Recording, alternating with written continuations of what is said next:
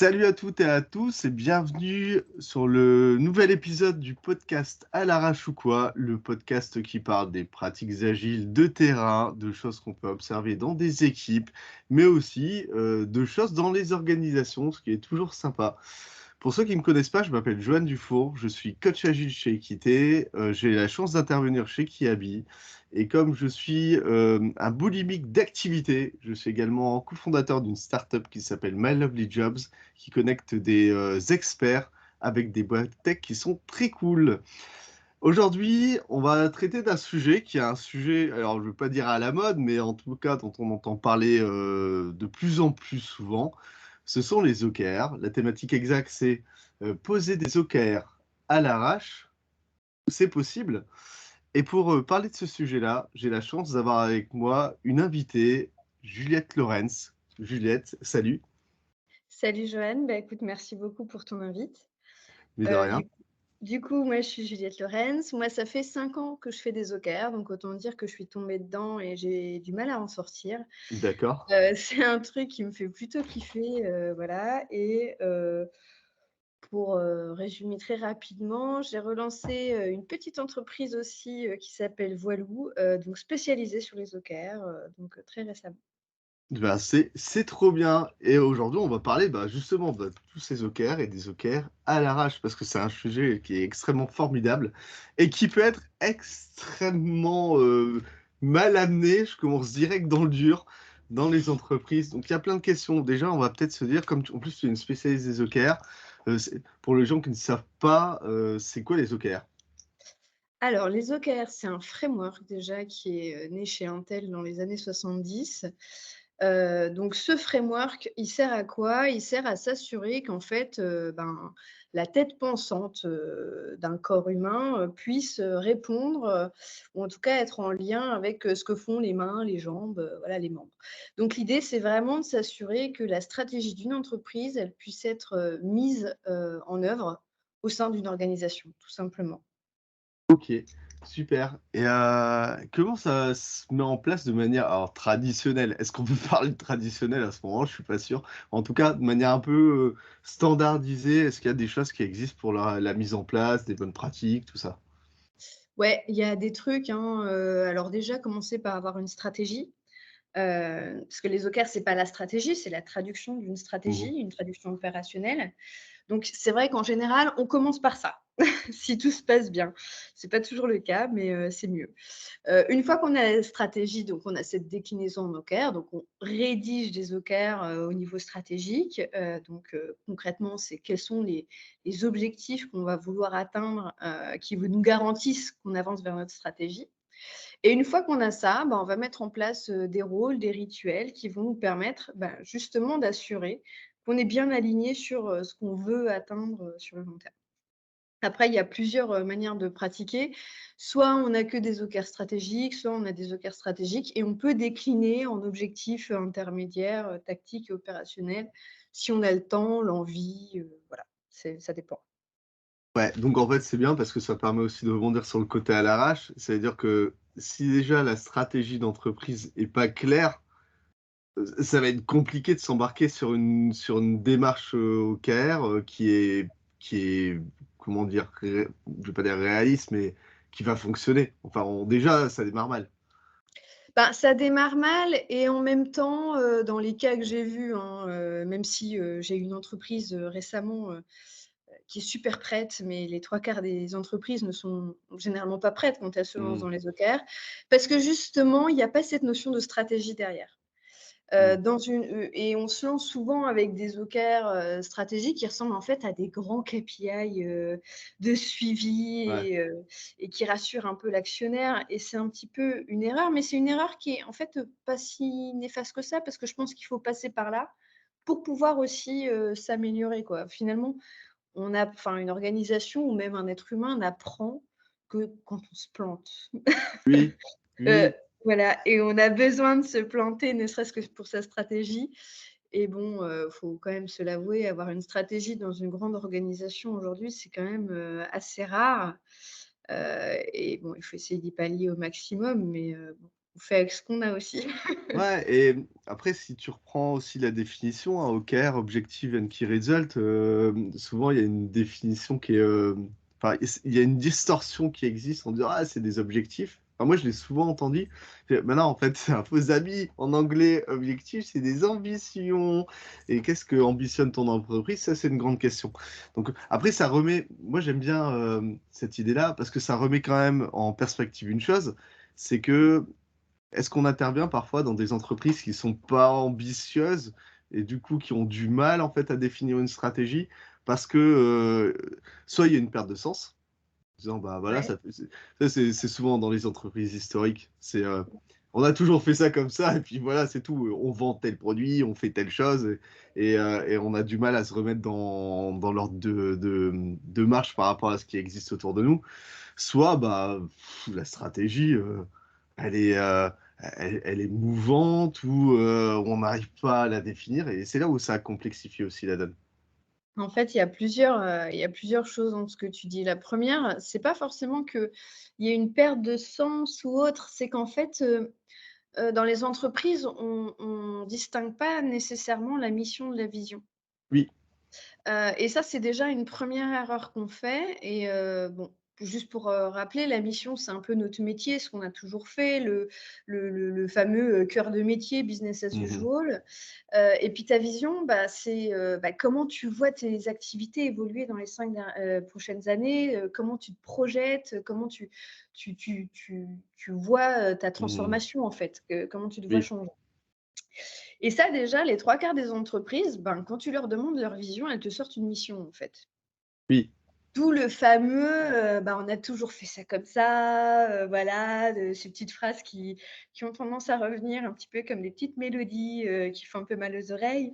Donc déjà ça c'est un premier pas. Donc si déjà on n'a pas, cette distinction entre mission et vision, ben, probablement qu'il y a pas de stratégie en fait. Parce qu'on a Oui, besoin des 2. Voilà, déjà pour commencer. Après, c'est pas parce qu'on a une mission et une vision qu'elle est connue, communiquée, qu'elle sert à quelque chose non plus. oui.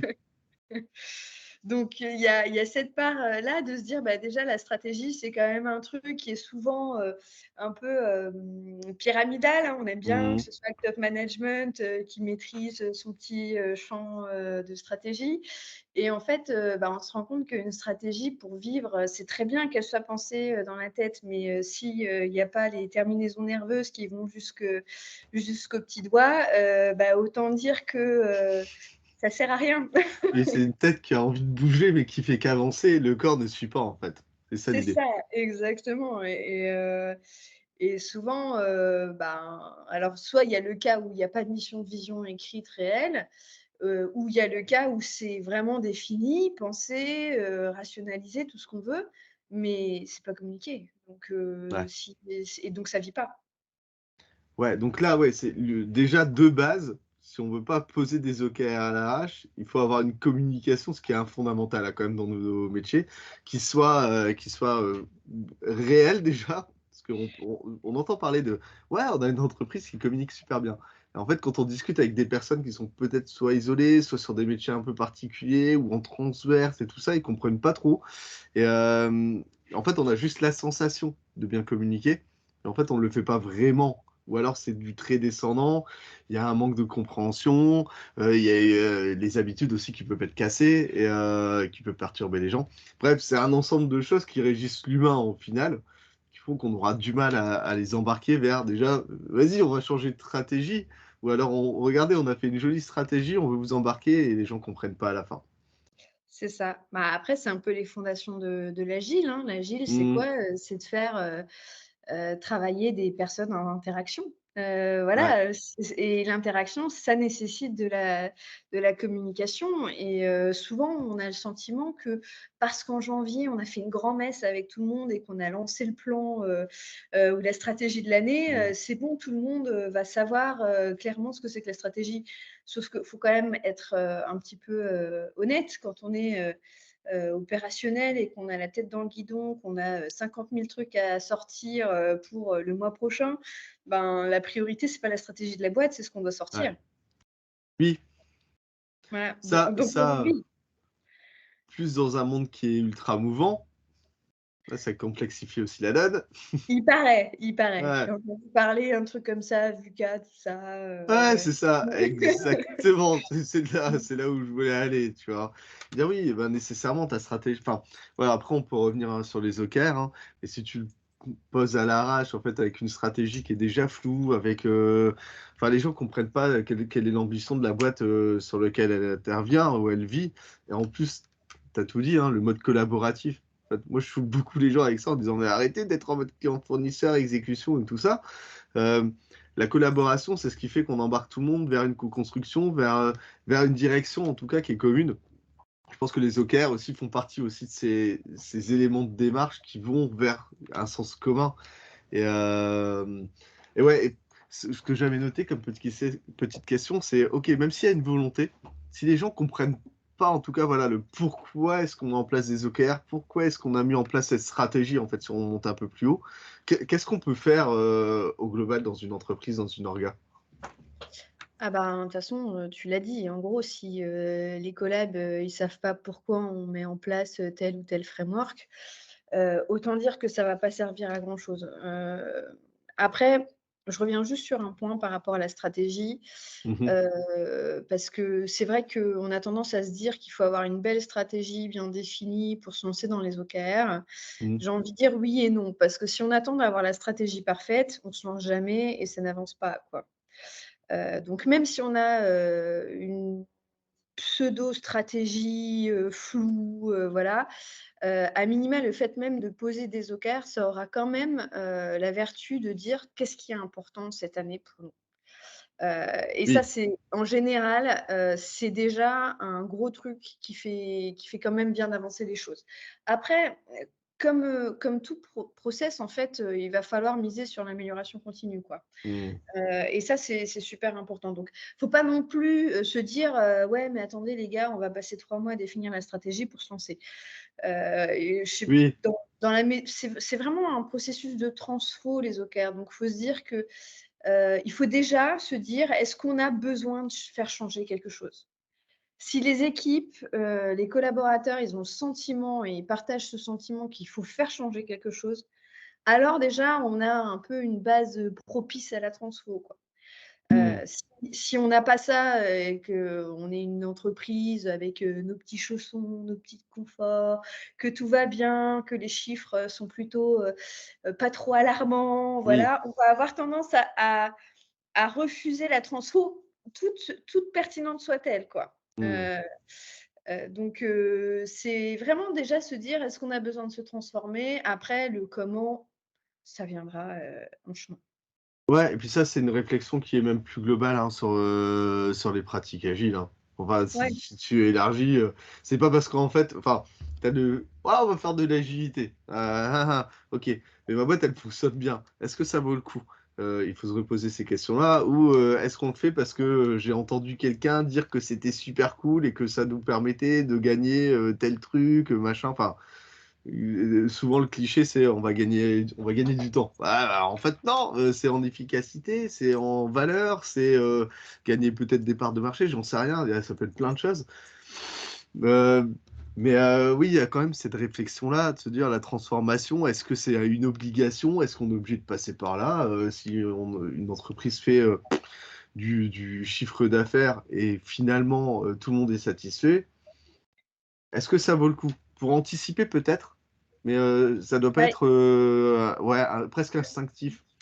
Je pense qu'il faut enfin, moi, je prends toujours un peu l'exemple de Kodak, Mmh, qui était quand même, leader de son marché, sur la photo et puis, ils ont vu une vague arriver, le numérique.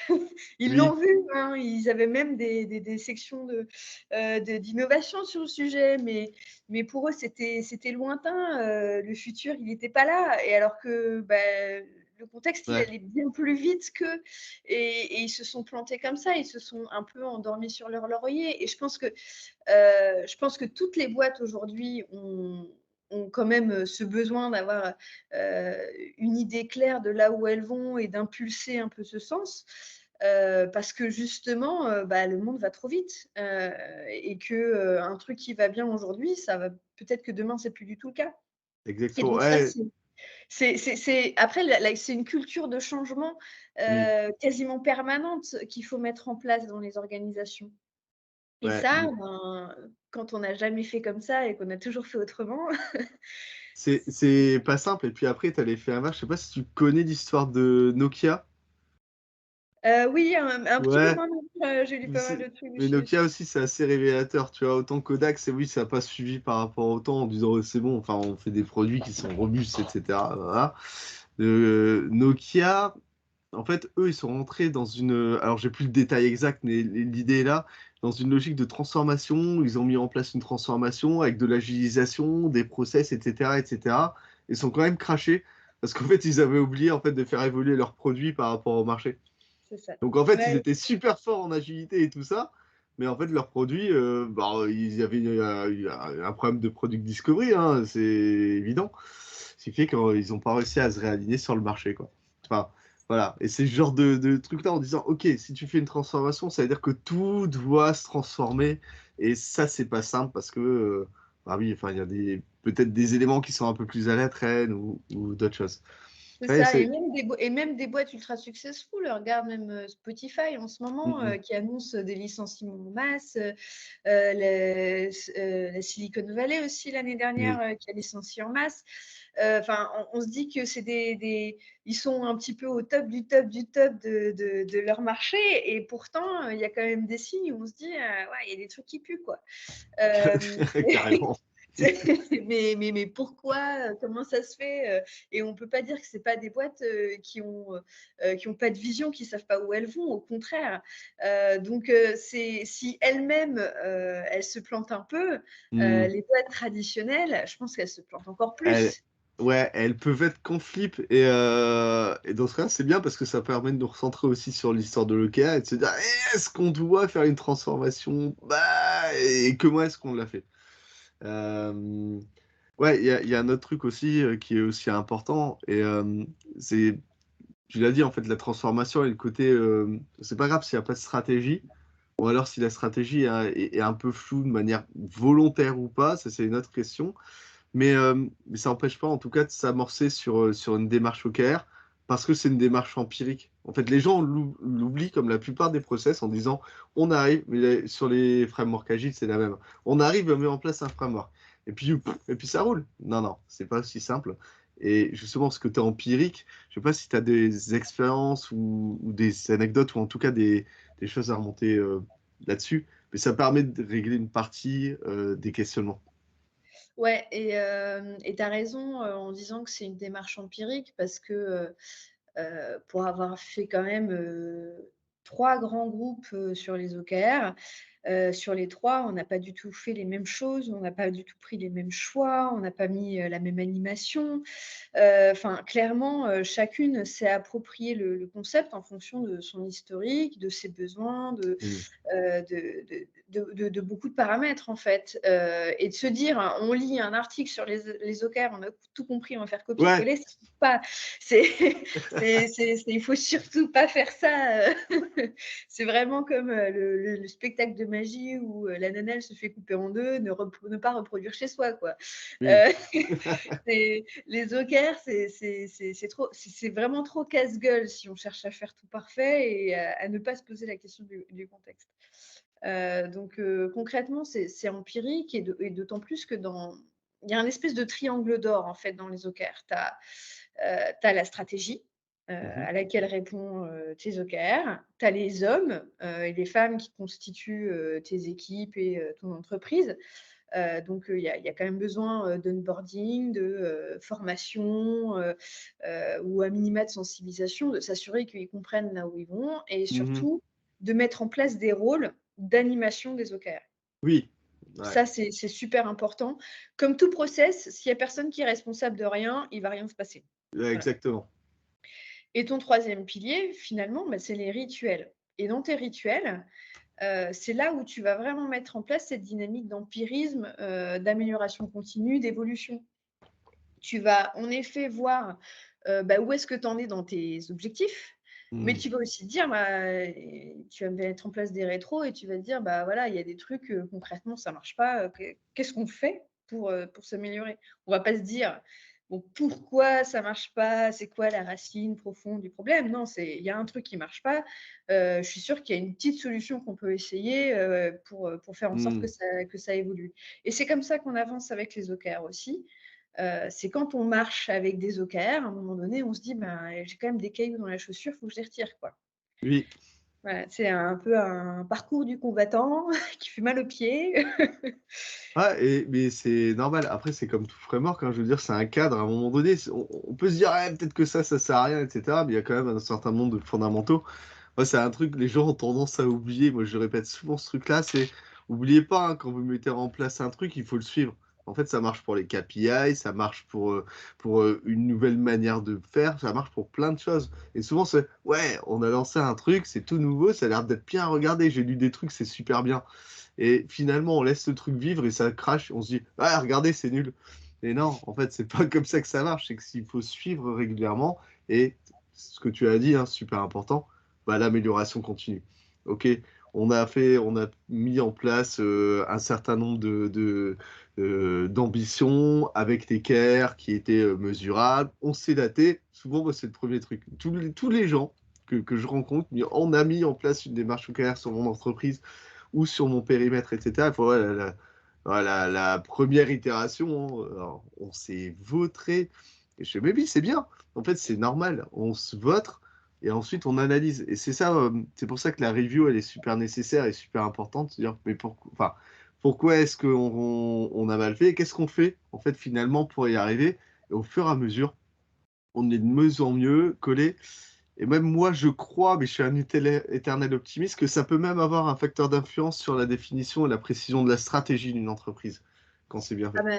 ben, complètement, enfin, en général, à l'échelle opérationnelle, quand tu as fini de bien sensibiliser, tes collaborateurs et quand ils regardent les OKR, strat, au bout de 2 minutes, ils disent: «Mais en fait, ce qu'on a défini là, c'est pas des OKR».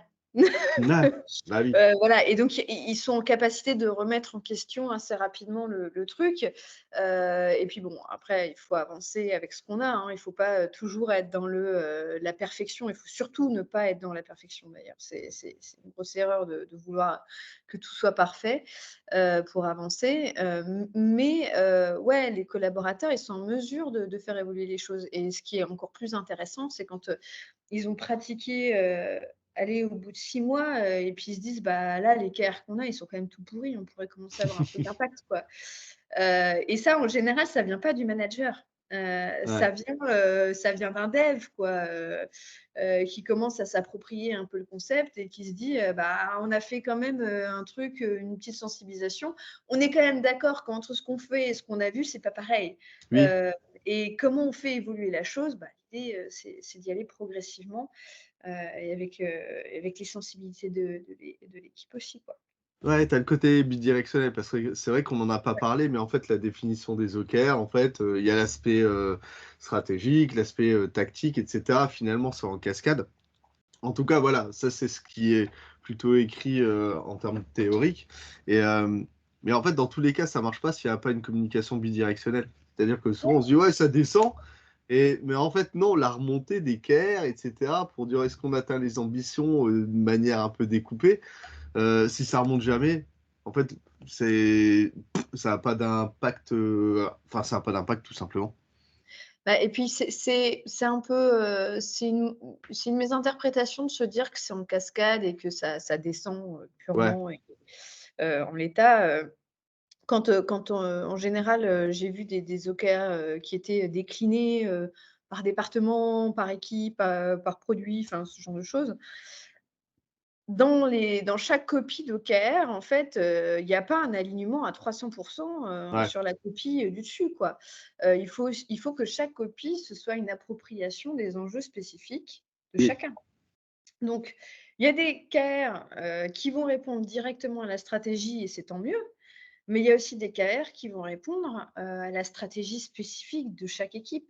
Oui, Et c'est important, que ce soit comme ça et pas autrement, parce que si l'équipe, elle a l'impression que dans ces OKR, il y a que des trucs qui répondent à la stratégie uniquement, ils vont se dire: «Eh mais ton truc, c'est un truc de manager, ouais, quoi». oui, Et moi, ça me concerne pas. Moi, je fais mon dev et puis toi, tu te poses la question de la stratégie. C'est faux, tout est important, et il faut qu'il y ait dans ces OKR l'ensemble des sujets d'évolution, de oui, transformation, de l'équipe. Sinon, on fait vivre plein de systèmes en parallèle et ouais. autant dire qu'il y a rien qui marche, quoi. Enfin, ça devient la bérésina. Mmh. Et moi, très naturellement, je pense aux cellules transverses. Tu sais, souvent, c'est un peu les patients pauvres du truc. C'est ouais, on a des DevOps, mais en fait, ils vont se débrouiller. Alors que finalement, en fait, enfin, c'est central dans le fait, par exemple, d'aller livrer des produits, d'avoir de la qualité, etc. Et en fait, on se dit, bah non, mais en fait, tu peux pas les embarquer sur une stratégie d'entreprise parce que justement, ils sont transverses, ils sont là pour. C'est des cellules de facilitation. Là, c'est ce truc-là. Ils sont là pour optimiser, automatiser, faciliter certaines choses. Et ouais, bah oui, forcément, par rapport à un fond qui est fort et un sens d'entreprise, comment tu les intègres? Bah, c'est parfois, enfin, c'est pas, c'est dur, c'est même impossible en fait parfois. Eh ben, c'est une vraie question et c'est une bonne question parce que tu as raison, les enjeux de qualité, ils sont quand même, au cœur du système, quoi. Mhm. Donc moi, j'ai quand même 2 approches. Déjà, la enfin, en tout cas, le 1er point à faire, c'est quand on est transverse, clairement, si on n'a pas une matrice de maturité des trucs qu'on veut voir, Ouais. on n'a pas de manière de mesurer, de quantifier l'évolution des équipes. Donc ça, c'est la première chose à faire, c'est de rationaliser, sous Mm. une espèce de matrice de maturité, ce qu'on cherche à obtenir et déjà de prédéfinir, des indicateurs de succès, en fait. Ouais. Et d'évolution. Ça, c'est super important. Ça permet déjà de savoir, bah, dans ton organisation, tel produit, ils ont peut-être besoin d'un petit coup de pouce en plus et puis tel produit, bon, c'est bon, on peut les laisser, travailler, en autonomie, on avance. Donc ça permet de bien cartographier un peu Ouais. l'organisation et ça, c'est une première étape. Donc déjà ça, pour avoir un CAIR, pour la cellule transverse, c'est parfait. Ouais. C'est un truc, et bon, l'idée quand on est transverse, c'est pas d'avoir 50 000 objectifs ni key results. Ça sert à rien. Ah Déjà, si oui, vous non. en avez 2 ou 3, vous êtes déjà bien. Franchement, 3 quarts, pour une cellule transverse, c'est déjà énorme. Ensuite, l'idée, c'est pas de se dire: «Bah, nous, transverse, on définit, des critères de qualité pour les autres et puis, bah, les autres, ils vont s'aligner sur ce qu'on a défini». Ça Mhm. ne marche pas, Ah ouais, donc non. le principe, c'est, que, bah, cette équipe transverse, elle participe à la définition des OKR des autres équipes. Oui. Et ça, c'est super important et d'avoir potentiellement un CAR en commun, sur, bah, voilà, je sais pas, sur l'équipe transverse, on se dit qu'on veut, je sais pas, 10 équipes, qui soient niveau 3 sur tel truc. Bah, on se dit, on va accompagner 10 équipes, qui sont niveau 2 et on va essayer de leur faire passer un palier sur un trimestre. Et donc, on participe à la construction des OKR de ces équipes et on valide avec eux, bah, voilà, jusqu'où on peut aller et comment est-ce qu'on va y arriver. Ouais, tu vois, là, tu as déjà une histoire de culture, en fait, dans l'histoire. Ça, c'est ce côté culture, c'est ouais, là, on est dans la culture de la collaboration, alors que typiquement, des cellules transverses, on va les mettre un peu de côté parce qu'ils sont un peu partout, mais un peu nulle part en même temps. Enfin, tu vois, c'est vraiment ce truc-là. Et si t'as pas réussi à transformer, en tout cas, une partie de ta culture d'entreprise en mode on collabore tous ensemble, bah ça, t'y arrives pas. Enfin, en tout cas, tu peux pas grandir. Bah, de toute façon, avec les OKR, à partir du moment où tu deviens mature sur le sujet, Mmh. tu te rends très, très vite compte que tu as besoin de tout le monde pour y arriver. Oui. C'est concrètement une équipe, elle va si elle ne prend que des sujets sur lesquels elle a la main, 100, ben, concrètement, sur le long terme, elle va avoir du mal à vraiment aller adresser des vrais sujets de fond, en fait. Donc naturellement, quand on commence à être plutôt à l'aise avec le concept d'OKR, on se dit: «Ah bah Mmh. tiens, on a des interlocuteurs, clés, on a des interdépendances avec telle équipe». comment est-ce qu'on intègre cette complexité organisationnelle dans nos OKR? Et ça, par contre, on l'a pas au démarrage des OKR. Au démarrage des Ouais, OKR, on essaye justement de se focaliser sur, ce qu'on peut faire, ce qu'on peut, faire évoluer à notre échelle et ensuite, bah, une fois qu'on a fait ça et qu'on maîtrise un peu notre évolution, on se dit: «Bah, on veut aller plus loin, quoi». Enfin, c'est pas ouais. suffisant. Et c'est grâce à ça qu'on va réussir à aller chercher un alignement beaucoup plus profond. Moi, j'ai même des managers d'équipe, dans un cas où le business est séparé du digital, vraiment très séparé, OK. où, le manager me dit: «Mais, bah, en fait, on sait déjà pas ce qu'ils veulent de nous, donc on a plein de choses à faire, on sait qu'on a plein de challenges à adresser et puis, bah, de Ouais. temps en temps, enfin, de temps en temps, très régulièrement, on nous envoie une missive en nous disant qu'il faut sortir un truc pour avant-hier». Et on Heu savait pas! Ah bon? Et ben, par exemple, dans ce cas-là et ça, c'est pas les OKR, c'est beaucoup plus profond que ça. Heu, bah, c'était une nana, cette manager, elle a organisé toute une série de sessions avec, ses profils business Mmh. pour définir ensemble, bah, c'est quoi les grandes priorités et Ouais.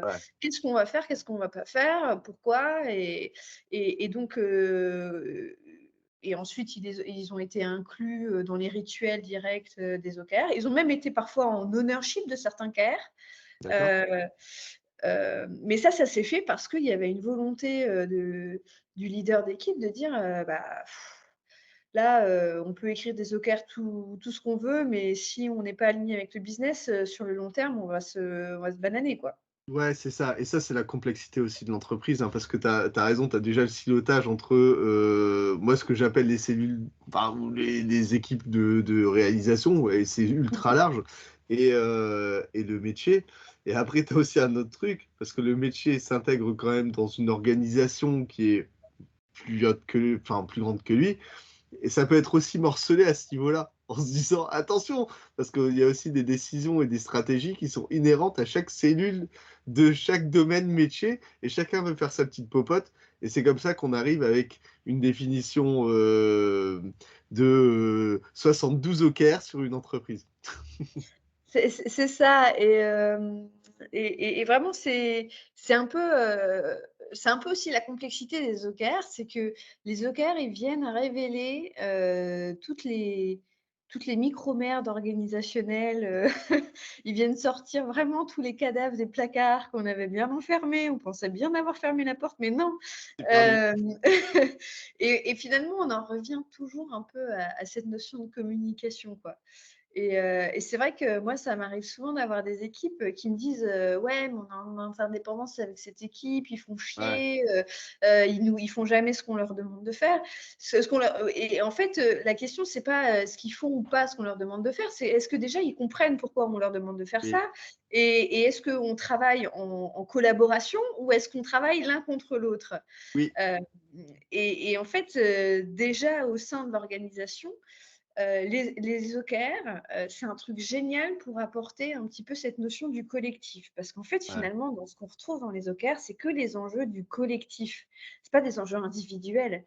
Et quand on remet un peu, entre guillemets «l'église au milieu du village», on se dit: «Bah, les gars, va peut-être, falloir arrêter, c'est la récré, c'est terminé, quoi. On travaille ensemble, on va dans la même direction». Et il y a pas de, nous on travaille mieux que les autres ou autre. Non, c'est ouais, on travaille ensemble pour aller atteindre un but commun, quoi. Et ça, c'est assez fort. ouais. Ouais et ça, ouais, ça nécessite un changement de culture, en fait. Quand on regarde même au global, si on fait un panorama, des entreprises, des historiques, aussi des avancées et aussi moi, j'aime bien regarder aussi ce qui se passe aux États-Unis, tu vois? Où ils ont encore un autre enfin, en tout cas une autre culture. C'est vrai, il y a un changement de culture, évident et ça, c'est en fait, c'est les gens se disent: «Ouais, c'est bizarre, on a mis en place des OKR, mais ça marche pas bien». Je fais: «Bah non, mais en fait, toutes les démarches de changement de culture, enfin, de change, ça prend du temps». Et parce que c'est plein de gens et c'est plein d'habitudes et c'est plein de réflexes et c'est plein aussi de croyances et tout ça, bah oui, il faut le challenger, ça prend du temps. Ouais et la première et ton 1er challenge, c'est le codir, en fait. Oui, C'est con, mais le codir, c'est vraiment le reflet, des enjeux spécifiques de chaque département au sein de ton organisation.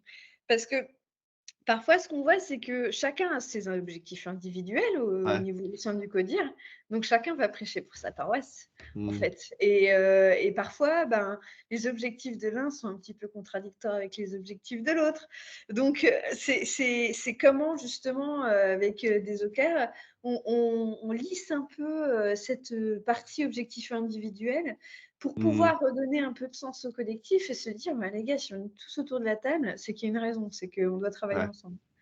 Et ça c'est un vrai signe et c'est vraiment très important, de le voir comme ça, parce qu'on me pose toujours la question: «Mais du coup, Juliette, les OKR, comment c'est lié avec mes objectifs Oui. individuels?» heu, Waouh! Waouh! Ouais, c'est un gouffre, en fait, qui se Ouais, passe c'est là. ça et c'est ça et c'est vrai que dans la version, anglo-saxonne des OKR, la version, plutôt américaine, anglaise, il y a ce côté, il faut que les OKR, ils déclinent jusqu'à l'individu, quoi. Il y a ce côté, Ouais ultra lié et en vrai, en France, c'est très peu pratiqué. et c'est super Heu, chaud, hein. c'est super chaud, c'est super violent, hein. Enfin, faut dire ce qui est, enfin, franchement, moi, c'est un truc que je déconseille, absolument. Mmh. C'est pour plein de raisons, on pourra les aborder si tu veux après, mais globalement, ce qu'il faut se dire, c'est que les OKR, ils sont pas là pour effacer la mission individuelle, Mmh. mais ils sont là pour, redonner du sens au collectif. Donc s'ils partent pour redonner du sens au collectif, on réappuie sur l'individu, bah, on se plante, quoi. Ouais.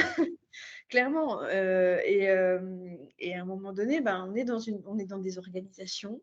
Ces organisations, elles ont des volontés Mmh mh. et l'idée, c'est qu'on s'aligne au maximum derrière ces volontés et ces destinations.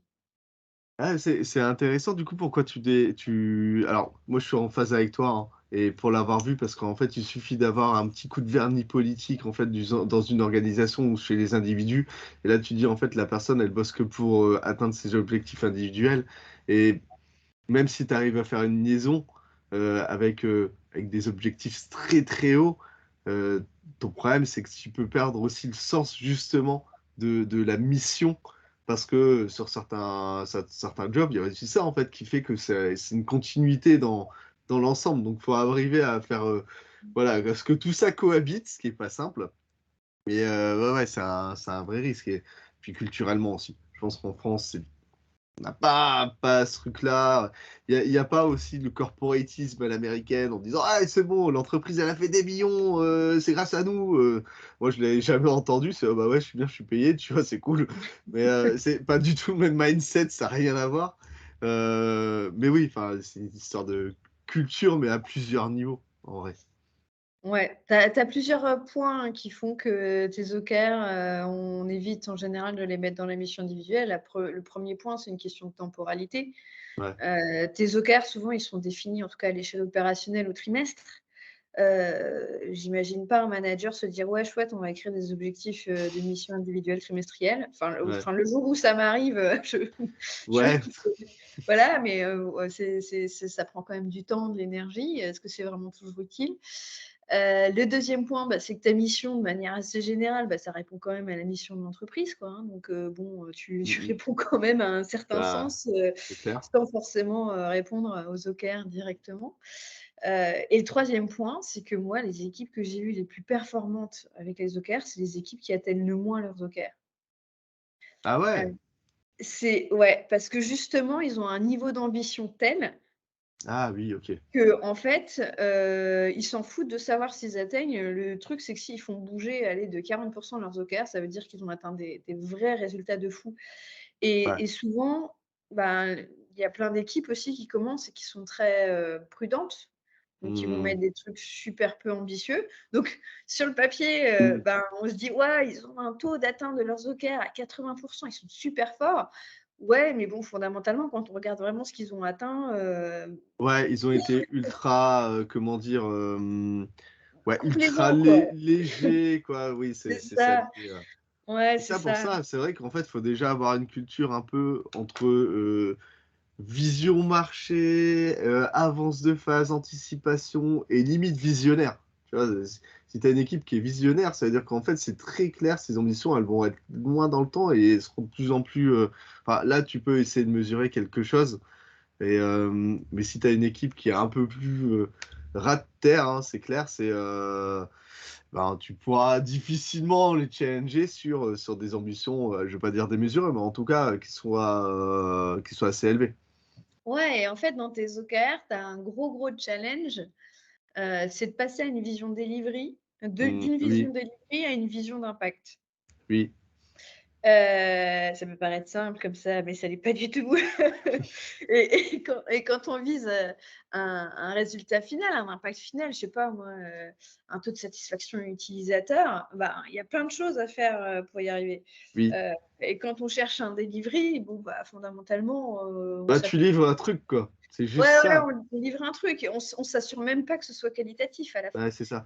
Hem, C'est marrant parce que ça va me faire revenir aussi sur un autre truc qui est vraiment aussi dans les fondamentaux de l'agilité, c'est bah, la culture aussi du feedback. Tu vois, si t'as une culture delivery en mode, moi, mon objectif, c'est d'aller livrer une solution aux utilisateurs. Ouais, c'est cool, mais après, si tu prends le niveau du dessus, pour moi, c'est là où il faut aller. On veut livrer de la valeur à l'utilisateur. En plus, on veut s'assurer que ça colle et que les utilisateurs soient dans la satisfaction, ils soient contents. Là, ça y est, en fait, t'as passé. Et donc, ouais, enfin, moi, c'est pas, j'en reviens. C'est cool d'aller faire du delivery et d'aller qualifier, mais c'est pas parce que tu livres que tu livres bien et des choses qui ont un intérêt. Des entreprises qui dépensent des millions à longueur d'année, mais finalement, pour des produits qui sont culturellement là depuis longtemps, mais qui sont plus utilisés, où il n'y a pas de mesure, où il n'y a rien, il y en a. Donc, il y a il y en beaucoup. a. Ah, mais c'est vrai. Et Ouais. pourquoi pas faire autre chose? Par contre, oui, faire une corrélation avec la manière de mesurer l'impact, tu vois, c'est ce que tu as dit, de mesure de Ouais. l'impact, bah ouais, ok, là on est bon, quoi. Bah, là, on est bon et c'est là où je reviens sur, mon équipe, qui délivre, enfin qui a un taux d'atteinte de ses OKR le plus faible. C'est quand on cherche à faire bouger un impact, Mhm, on peut mettre en place plein d'actions et l'impact, bougeait très peu. Quand on cherche du delivery, à travers mhm. des KR, ce qui est pas top, mais pour commencer, en général, on commence bien par là. Et ben, notre taux d'atteinte, il est pas du tout le même à la fin du trimestre. Et une Oui, équipe qui a atteint de l'impact à la fin ou un delivery, a pas du tout délivré la même valeur. c'est clair. Et ça, on a tendance à l'oublier. Donc en fait, si on privilégie, entre guillemets, «ce taux d'atteinte des OKR» et qu'on se focalise là-dessus, qui est un indicateur tout à fait Ouais, pourri, et ben, en fait, on reste un peu dans cette médiocrité de se dire: «On ouais, va rester sur des trucs faciles et ça va marcher», mais puis ça fera plaisir à notre manager en plus. ouais, de grands classiques. Grand classique. Et tu sais qu'on est presque à 45 minutes déjà, ça va très très vite et ça fait plaisir. Moi, ce que je te propose de faire, c'est d'amorcer une conclusion sur cette histoire de poser des OKR à l'arrache. C'est possible. En une phrase, comment est-ce que tu peux conclure? En une phrase. Alors déjà, il faut pas chercher, midi et 14 heures et chercher la perfection. Si on sent qu'il y a un besoin d'évolution, bah, ouais, faut se lancer, quoi. Même Ouais. mal se lancer. Faut pas avoir peur de se planter, surtout pas parce que concrètement, avec les OKR, on se plante tous. Moi, il m'a fallu quand même, 1 an et demi, hein, pour, arrêter de me prendre des murs monstrueux, heu, sur le concept. Et quand on se plante, ne pas attendre, d'être embourbé, pendant des mois avant de lever la main et d'aller voir les gens autour de soi et poser des questions, quoi. Parce que se planter, c'est bien, voilà, on peut tout à fait, se prendre un mur et ne pas comprendre pourquoi et se le reprendre après, hein, Mhm. éternellement. Par contre, si on se prend un mur et qu'on commence à se poser des questions et à voir les gens autour de soi, là, on commence à amorcer des solutions, Mhm. pour, contourner, les problématiques. Et souvent, quand on se lance avec les OKR, on se dit: «Ouais, c'est bon, c'est un petit truc, ça va passer, c'est un petit Ouais. outil». Non, c'est un gros sujet de transformation, d'organisation, de mindset et autres. Donc, il faut pas avoir peur de se prendre le mur et il faut pas avoir peur de dire qu'on s'est pris le mur, pour trouver des solutions, en fait. Ouais, et ça, on peut se dire test and learn, amélioration continue. Et, Ouais, euh, et ouais, enfin, le fait d'avoir des reviews et garder ces principes-là, en fait, que tout le monde a déjà vu au global, hein, partout, et enfin, ce qui devrait être naturel, c'est applicable aussi pour les OKR. c'est ça. Et si on veut pas trop se planter, reprendre la stratégie, repartir de quelque chose. 2, s'assurer que nos collaborateurs, ils sont onboardés, qu'ils comprennent les rôles et l'usage des OKR, à quoi ça sert, Mhm. et mettre en place les rituels. Et les rituels, honnêtement, si on définit des OKR mais qu'on les anime pas, ça sert à rien. C'est de la perte de temps et d'énergie. Autant ne pas le faire. Donc, quitte à définir des OKR, ben, animez-les, quoi. Ouais, moi j'aime bien cette dernière catchline pour finir le podcast. Si vous animez, non, c'est si vous amenez des OKR mais que vous les animez pas, ça ne sert à rien. Donc ne le faites pas. Sinon, faites la démarche jusqu'au bout et de manière, voilà, avec un vrai suivi. C'est ça, tout à Ok, fait. eh ben, on peut clôturer là-dessus. Je te remercie beaucoup, Juliette. C'était ultra intéressant, très dense, mais ultra efficace. Ça m'a fait super plaisir de t'avoir avec moi sur ce podcast. Bah, Et c'était super cool. Merci beaucoup, on pour se dit, l'invite. et on se dit à très très vite. Salut. Salut.